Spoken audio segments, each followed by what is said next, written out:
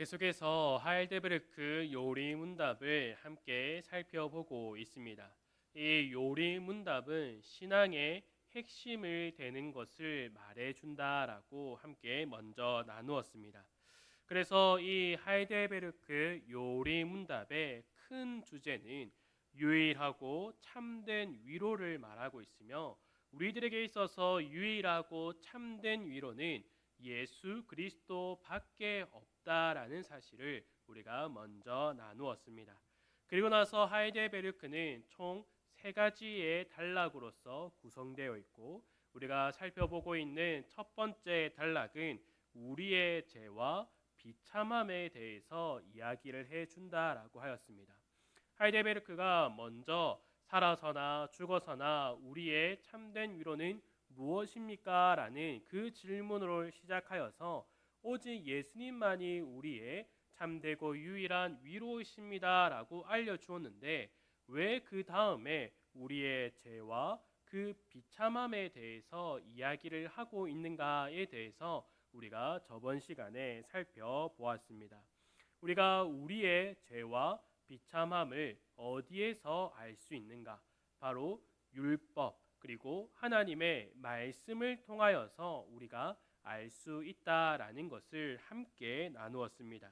그리고 그 율법이 무엇을 요구하였었냐?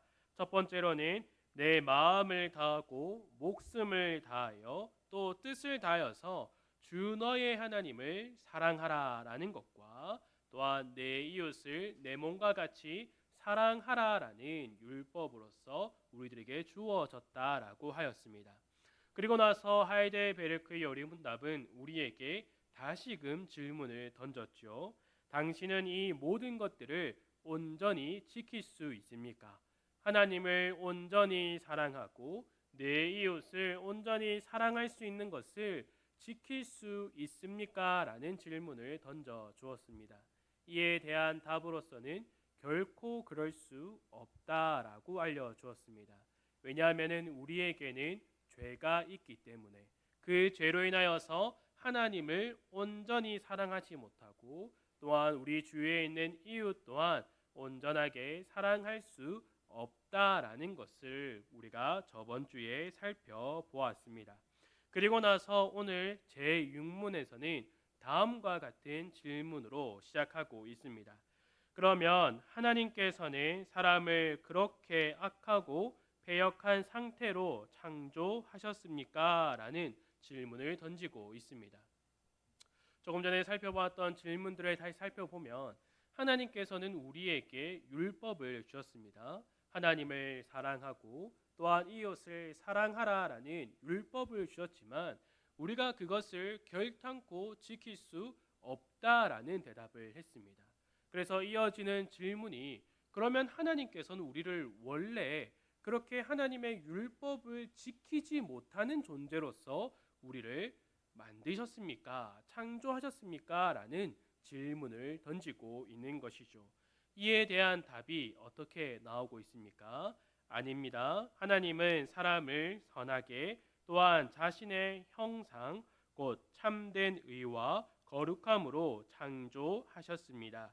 이것은 사람으로 하여금 자신의 창조주 하나님을 바르게 알고 마음으로 사랑하며 영원한 복락 가운데서 그와 함께 살고 그리하여 그분께 찬양과 영광을 돌리기 위함입니다 라고 답을 하고 있습니다.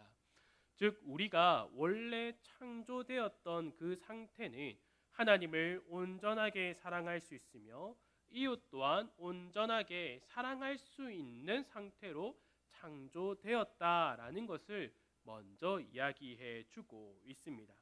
그러면 문제가 있는 것이죠. 우리가 앞서 살펴보았던 것은 우리는 하나님을 온전히 사랑할 수 없고 이웃도 온전히 사랑할 수 없다라고 말을 하였습니다. 그런데 제6문에서는 원래는 우리가 이러한 상태로 창조된 것이 아니라 하나님을 온전히 사랑할 수 있는 상태로 창조되었었다라고 말을 해주고 있는 것입니다. 그러면 어떠한 일이 생겼기 때문에 우리가 하나님을 사랑할 수 없고 이웃을 사랑할 수 없는 존재가 되었는가에 대해서 이어서 말을 해주고 있습니다. 제 7문입니다. 그렇다면 이렇게 타락한 사람의 본성은 어디에서 왔습니까? 우리의 시조 아담과 하와가 낙원에서 타락하고 불순종한 데서 왔습니다. 그때 사람의 본성이 심히 부패하여 우리 모두 죄악 중에 잉태되고 출생합니다. 제 8문까지 읽겠습니다. 그렇다면 우리는 그토록 부패하여 선을 조금도 행할 수 없으며 온갖 악만 행하는 성향을 지니고 있습니까? 그렇습니다. 우리가 하나님의 성신으로 거듭나지 아니한 참으로 그렇습니다. 이렇게 답을 해주고 있습니다. 즉 우리는 아담과 하와의 불순종으로 인하여서 그로부터 태어나는 모든 사람은 죄 가운데서 태어난다라는 것을 말해주고 있는 것이죠. 또한 그 죄는 하나님을 사랑하지 못하고 이웃을 사랑하지 못하는 모습으로서 나타나게 된다라는 것입니다. 그리고 나서 제8문에서 말을 하는 것이 조금도 선을 행할 수 없고 온갖 악만 행하는 성향이 우리들에게 들어와 있게 되었음을 말해주고 있습니다. 즉 우리는 하나님께서 우리를 선하게 하나님의 형상으로 우리를 창조하여 주셨지만 그 죄로 인하여서 우리는 완전히 부서지고 일그러졌으며 하나님께서 처음에 계획한 것에서 완전히 벗어난 존재가 된 모습을 가지고 살아갈 수밖에 없는 자들이었다라는 것을 말해주고 있습니다. 그래서 우리는 그 어떠한 조금의 선도 행할 수 없으며 우리가 행하는 모든 것들이 악할 수밖에 없다라는 것을 말해주고 있습니다. 바로 이것이 우리의 죄와 우리 존재의 비참함이다라는 것을 말해주고 있는 것이죠. 그래서 아무리 많은 사람들이 모여서 우리가 좋은 일을 행하자라고 말을 한다라고 할지라도 그것은 우리의 눈에 보기에는 선하다라고 할지라도 하나님 보시기에는 그것은 악한 생각밖에 되지 않는다라고 우리들에게 말해주고 있는 것입니다. 그만큼 우리에게 죄가 넘쳐났으며 우리는 비참한 존재이다라는 것을 거듭해서 말을 해주고 있는 것이죠. 이렇게 우리가 읽었던 문과 답을 정리해서 오늘 한번 더 깊이 한번 살펴보도록 하겠습니다. 문제 1번입니다. 사람은 어떤 모습으로 창조되었습니까? 창세기 1장 26절과 28절의 말씀을 우리 한번 다 같이 읽어보도록 하겠습니다. 시작.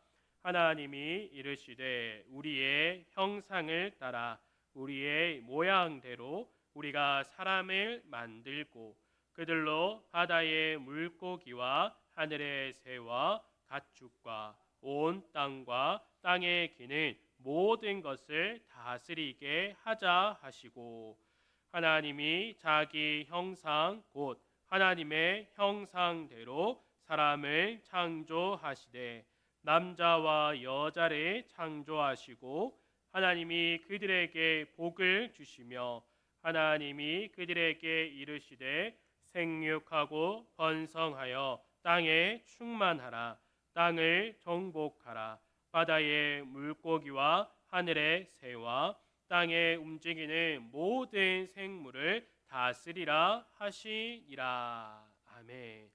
하나님께서 사람은 어떤 모습으로 창조하셨습니까? 우리가 이에 대해서 답을 아주 잘 할 수 있죠. 하나님의 형상대로 우리가 창조되었다라고 답을 할 수 있습니다. 그러면 제가 또 다른 질문을 던져보도록 하겠습니다. 그러면 하나님의 형상은 무엇이겠습니까?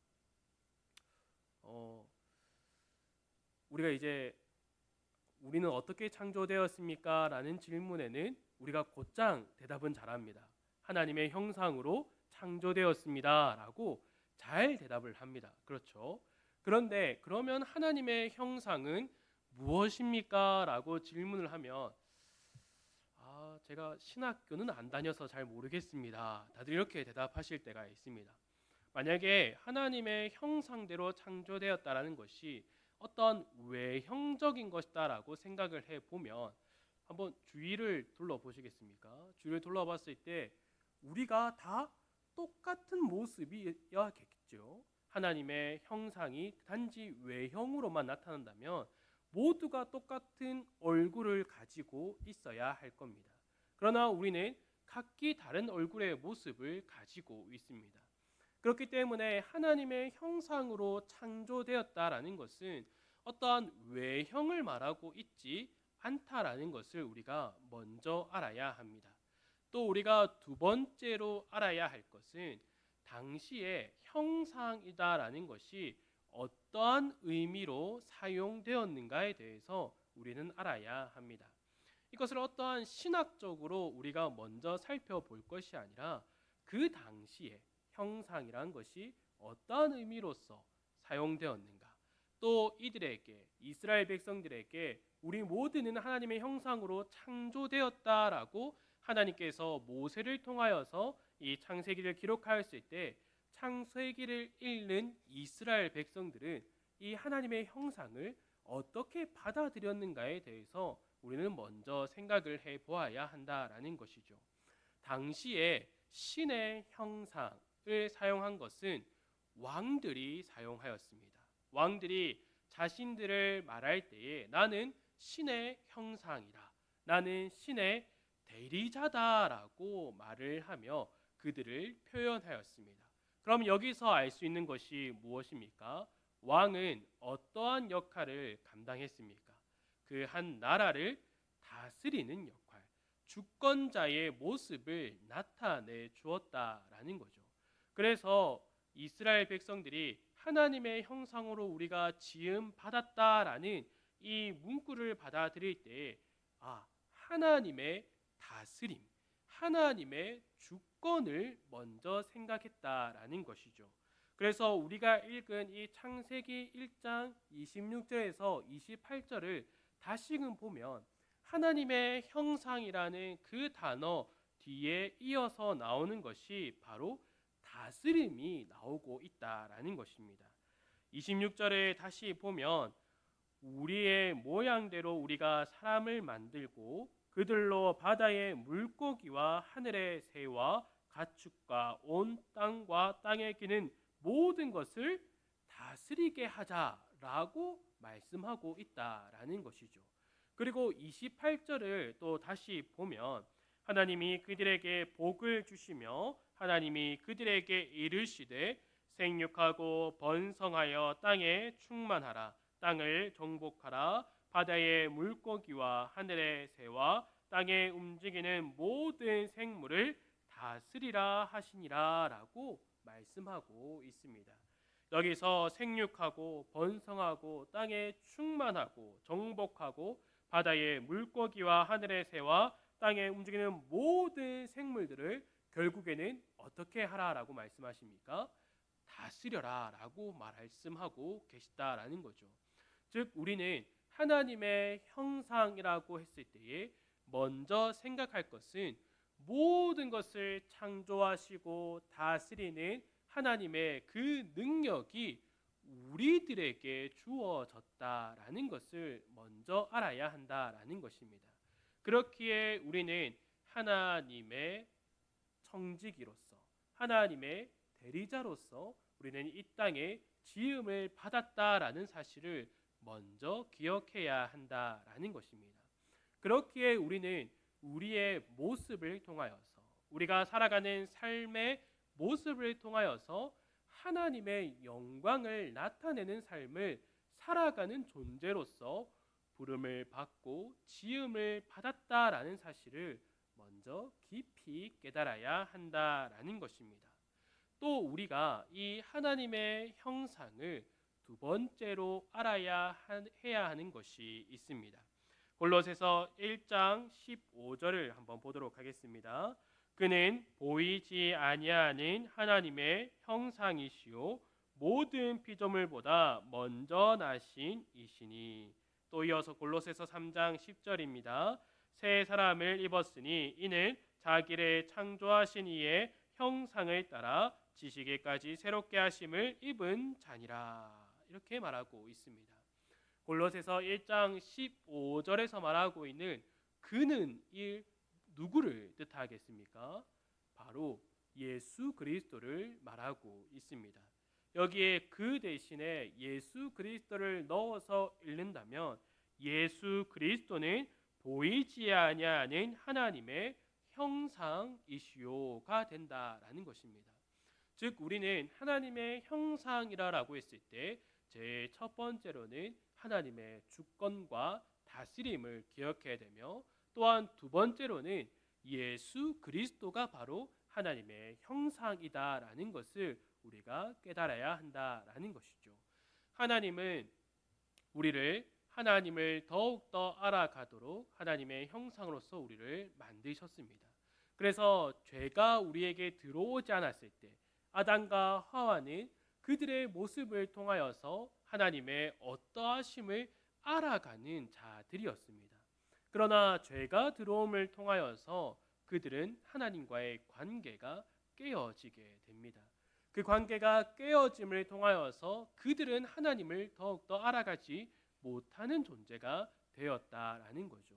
이러한 상태가 언제까지 이어집니까? 그들의 죄가 용서함을 받을 때, 예수 그리스도로 인하여서 그 피 흘리심을 통하여서 죄가 용서받을 때까지 이루어진다라는 것입니다. 그래서 하나님께서는 누구를 보내어 주십니까? 바로 예수 그리스도를 보내어 주시죠. 그래서 그 예수 그리스도가 이 땅에 오셨을 때에 그 예수 그리스도를 통하여서 많은 이들이 하나님을 바라보게 되었다라는 겁니다. 그래서 제자들 중에 어떤 이들이 우리에게 아버지를 알려주시고 하나님 아버지를 보여주시기 바랍니다라고 요청을 했을 때에 예수님이 어떻게 대답하셨습니까? 나를 본 자는 아버지를 보았다라고 말씀해 주시지 않습니까? 즉 하나님의 형상은 예수 그리스도이시다라는 것을 우리는 더욱더 분명하게 알아야 한다라는 겁니다. 그리고 나서 골로새서 3장 10절, 오늘 본문을 다시금 보면 어떻습니까? 새 사람을 입었으니 이는 자기를 창조하신 이의 형상을 따라 지식에까지 새롭게 하심을 입은 자니라. 여기서 새롭게 하심을 입은 자는 구원받은 우리를 뜻하고 있습니다. 즉 새 사람을 입은 우리, 여기서 말하는 새 사람은 예수 그리스도를 말하고 있습니다. 예수 그리스도를 입은 우리는 자기를 창조하신 이의 형상을 따라 다시금 우리가 예수 그리스도의 그 새 옷을 입음을 통하여서 깨어졌던 하나님의 형상을 다시금 회복하여서 하나님의 형상대로 새롭게 지음을 받았다라는 것을 알려주고 있는 것이죠. 그러면 우리가 이 하나님의 형상으로 다시금 지음을 받았다, 그로 인하여서 새 사람이 되었다라는 것은 무엇을 뜻하겠습니까? 하나님께서 창조하셨던 것보다 더 놀라운 모습으로 우리는 하나님의 형상으로서 살아가게 된 자들임을 우리들에게 말해주고 있는 것이죠. 그러므로 통하여서 우리는 우리의 삶, 구원받은 삶을 통하여서 우리는 하나님의 주권과 하나님의 다스림을 우리의 삶에서 경험하게 되고, 또한 그를 통하여서 하나님을 더욱더 알아가며 나뿐만 아니라 나의 삶의 방식, 나의 삶의 모습을 보고 많은 이들이 하나님의 영광을 바라볼 수 있는 그러한 삶의 은혜가 우리들에게 주어졌다라는 것을 말해주고 있는 것입니다. 바로 이것이 하나님의 형상대로 지음을 받은 창조된 우리의 모습이다라는 것을 말해주고 있는 것이죠. 그러면 이렇게 하나님의 형상대로 지음받은 우리의 삶의 목적, 삶의 목표, 또한 삶의 방향은 어떠한 모습으로서 나타나야 되겠습니까? 바로 이것이 문제 2번에서 질문을 하고 있는 것입니다. 하나님께서 사람을 하나님의 형상으로 창조하신 목적은 무엇입니까? 우리가 앞서 살펴보았던 하이데베르크 요리문답 제6문에서 분명하게 말해주고 있습니다. 총 4가지입니다. 첫 번째로는 하나님을 바르게 알고, 두 번째로는 하나님을 마음으로 사랑하고, 세 번째로는 영원한 복락 가운데서 그와 함께 살고, 마지막으로는 하나님께 찬송과 영광을 돌리기 위함입니다라고 우리가 고백할 수 있는 것이죠. 우리의 삶의 목적이 더욱더 분명하게 나타나고 있다라는 겁니다. 그러나 우리가 생각했을 때에 죄 가운데 있었던 우리, 죄 가운데 죽어 있었던 우리는 이러한 삶의 목적을 잃어버리고 생각조차 못했던 자들이다라는 것입니다. 우리는 하나님을 바르게 알아가야 했지만 하나님을 바르게 알아가지 못했던 자들이었다라는 겁니다. 그래서 우리는 삶을 살아갈 때에 죄 가운데 죽어 있었던 나는 하나님을 알아가는 것보다 나를 알아가기에 더욱더 급급했다라는 겁니다. 나를 알아간다라는 것이 어떠한 말이겠습니까? 나의 자존감을 높이고, 또한 내 자신이 살아갈 때에 무엇이 필요한지, 또한 그 필요를 이루기 위해서는 나에게는 무엇이 필요한가, 그것만을 집중하며 살아갔다라는 것입니다. 또한 많은 이들이 나를 위하여 살아가기 위하여서, 또한 나를 증명하기 위하여서 어떠한 것들을 택하게 됩니까? 세상이 말한 그 기준보다 더 높은 것을 바라보며 살아가게 된다라는 것입니다. 더 많은 부를 축적하기 위하고, 더 많은 힘과 더 많은 정치를 얻기 위하여서 그들이 노력하는 삶을 살아간다라는 것이죠. 그들의 욕심을 더욱더 이루어감을 통하여서 어디를 가든지 내 이름 석자만 말하면 모든 것이 해결될 수 있는 그 삶을 살아가기 위하여서 모든 이들이 나의 이름을 우러러 볼 수 있도록 하는 삶을 살아간 것이 바로 우리의 목적으로서 작용되었다라는 것입니다. 그리고 하나님을 마음으로 사랑해야 했지만 그렇지 못한 삶을 살아가야 했다라는 것이 우리의 모습이었다라는 겁니다. 또한 죄 가운데 죽어 있었던 우리는 하나님을 사랑한다라는 생각조차 하지도 못하고 세상을 더욱더 사랑하며 살아갔던 존재라는 것입니다. 또한 하나님과 저 반대편에 있는 죄를 더욱더 사랑하며 살아간 것이 바로 죄 가운데 죽어있던 우리의 모습이었다라는 거죠. 그리고 영원한 복락 가운데서 그와 함께 살아가야 했지만 우리는 어떠한 모습으로 살아갔습니까? 생명이 없고 죄 가운데서 죽어 있는 자로 살아갔다라는 겁니다. 그러나 더욱더 비참한 것은 무엇입니까? 우리가 죄 가운데 죽어 있었지만 우리는 죄 가운데 죽어 있었다라는 사실조차 인식하지 못한 채 살아가고 있었다라는 겁니다. 우리가 그저 육체적으로만 살아가고 영적으로는 죽어 있지만 그것을 인지조차 하지 못한 상태로 우리는 살아갔었다라는 것을 말하는 것이죠. 그리고 마지막으로 하나님께 찬송과 영광을 돌리기 위하여 우리는 하나님의 형상대로 창조함을 받았지만 하나님께 찬송을 돌리고 하나님께 영광을 돌리는 것보다 나에게 영광을 돌리고 나의 영광을 위하여서 또한 내가 생각한 하나의 우상을 두고 그것을 위하여서 살아가는 것이 바로 죄 가운데에 부패된 존재들의 모습이다라는 것을 말해주고 있는 것이죠. 그래서 문제 3번에서는 하나님의 형상으로 지음받은 사람이 창조의 목적을 잃어버린 이유는 무엇입니까? 라고 말을 하고 있는 것이죠. 아담과 하와의 불순종으로 인하여서 그 불순종이 아담과 하와에게만 적용되는 것이 아니라 그들로 인하여서 죄가 들어왔고 그들로 인하여서 태어나는 모든 사람들에게 그 죄가 전가되었다라는 것을 말해주고 있습니다. 그러한 죄로 인하여서 죄 중에서 잉태된 모든 이들은 하나님의 영광을 바라보지도 못하며 그들이 행하는 모든 것들, 우리가 행하는 모든 것들이 선하지 않으며 악할 뿐이다 라고 말할 정도로 우리의 죄와 비참함이 그토록 심했다라는 것을 우리들에게 먼저 알려주고 있다라는 것입니다. 그러면 우리는 여기서 무엇을 생각해야겠습니까? 우리의 옛 모습이 바로 이처럼 아주 끔찍하고 비참한 상태에 놓여 있었다라는 것을 다시금 기억해야 한다라는 것입니다.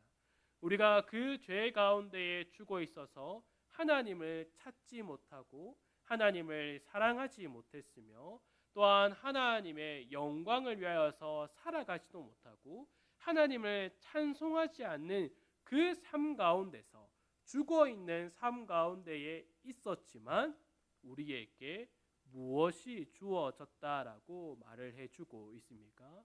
바로 예수 그리스도, 우리에게 있어서 유일하고 참된 위로 예수 그리스도가 우리에게 주어졌다라는 사실을 하이델베르크 요리문답은 거듭해서 말을 해주고 있는 것이죠. 이 하이델베르크 요리문답은 새신자들에게 또한 믿지 않는 자들에게 주어진 요리문답이 아닙니다. 믿는 자들에게 주어진 요리문답입니다. 믿는 자들에게 우리의 신앙의 핵심은 무엇입니까를 다시금 알려주는 문답서라는 것이죠. 이 문답서의 핵심이 무엇이라 했습니까? 바로 예수 그리스도입니다. 그 예수 그리스도로 인하여서 그렇게 비참한 존재로서 죽을 수밖에 없는, 아니 죽어 있었던 우리에게 그 예수 그리스도를 통하여서 우리가 구원받았다라는 사실을 알려주고 있는 것이죠. 그 어떠한 선한 행동을 할 수도 없는 존재, 그 모든 행동이 악한 밖에 없는 존재인 우리가 예수 그리스도를 통하여서 구원받았다라는 것을 거듭해서 강조해 주기 위하여서 오늘 이러한 질문들을 우리에게 던져주고 있는 것이죠. 우리가 오늘 살펴보았던 골로새서 3장 10절의 말씀처럼 우리는 새 사람을 입은 자들입니다. 예수 그리스도를 통하여서 우리는 새 사람을 입은 자들입니다. 구원받은 자임을 우리는 잊어서는 안 된다라는 것이죠. 그래서 우리는 구원받은 존재이기 때문에 우리의 삶의 목적은 무엇인가를 다시금 기억해야 합니다. 새 사람을 입은, 새 생명을 입은 우리, 하나님의 형상으로 온전케 회복된, 재창조된 우리의 삶의 목적이 무엇이다라고 했습니까? 4가지입니다. 첫 번째가 무엇이었습니까? 하나님을 바르게 알고, 두 번째로는 하나님을 마음으로 사랑하고, 세 번째로는 영원한 복락 가운데서 그와 함께 살고, 마지막 4번째가 무엇이었습니까? 하나님께 찬송과 영광을 돌리는 것이 우리의 삶의 유일한 목적이다라는 것이죠. 그러면 우리가 성도로서 거룩한 하나님의 무리로서 모였을 때에 우리는 무엇을 위하여서 더욱더 함께 힘을 써야겠습니까? 하나님을 알아가기 위하여서, 올바르게 알아가기 위하여서 우리는 더욱더 힘을 써야 한다라는 것입니다. 그러면 하나님을 더욱더 알아가기 위하여서, 올바르게 알아가기 위하여서 힘을 쓰는 것이 무엇이겠습니까? 바로 이 강단에서 선포되는 하나님의 말씀인 것이죠. 그리고 우리는 말씀을 전하는 자들을 위하여서 더욱더 힘써 기도해야 한다라는 것이죠. 하나님의 말씀을 맡은 그 종들이 하나님의 말씀을 깨달아서 올바른 하나님의 말씀을 더욱더 선포할 수 있도록 모든 성도와 또한 교회가 합심하여서 기도해야 한다라는 것을 알려주는 것입니다. 그러면 사역자들, 목회자들만 위하여서 기도해야 하겠습니까? 그렇지 않습니다. 말씀을 듣는 자들을 위하여서도 함께 기도해야 한다라는 것이죠. 말씀을 듣는 이들에게 그 마음이 열려서 또한 하나님께서 주시는 지혜와 명철을 통하여서 선포되는 말씀을 잘 깨달을 수 있도록 우리가 함께 기도해야 한다라는 것입니다. 나만 은혜 받고 돌아가는 것이 아니라 한 몸 된 지체 모두가 하나님의 은혜를 받을 수 있도록, 말씀을 통한 그 은혜를 받을 수 있도록 우리가 서로를 위하여서 더욱더 함께 기도해야 한다라는 것을 알려주고 있는 것입니다. 이렇게 하나님을 알아가는 것이 어떠한 모습으로 나와야 합니까? 바로 하나님을 사랑하는 모습으로 나와야 한다라는 것이죠. 내가 하나님을 이만큼 안다라고 자랑하고 하나님의 뜻을 이만큼 행했다라고 자랑으로서 끝나는 것이 아니라 하나님을 더욱더 올바르게 알아가고 하나님의 뜻을 더욱더 알아감을 통하여서 그 모습은 하나님을 사랑하는 것으로 나타나야 한다라는 것입니다. 그러면 하나님을 사랑하는 것으로 나타나는 것은 무엇을 의미하겠습니까? 하나님을 사랑한다라는 것은 하나님 보좌 앞에 엎드려 겸손히 하나님을 더욱더 의지하는 모습으로 나타나게 됩니다.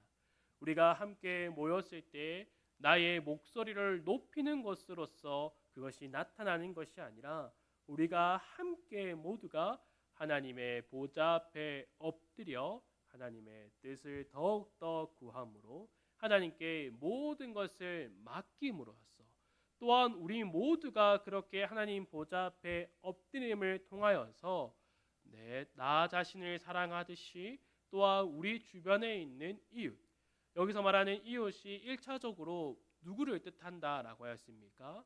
함께 부름을 받은 성도를 뜻한다라고 하였습니다. 성도를 더욱더 사랑하는 모습으로서 나타나게 된다라는 것입니다.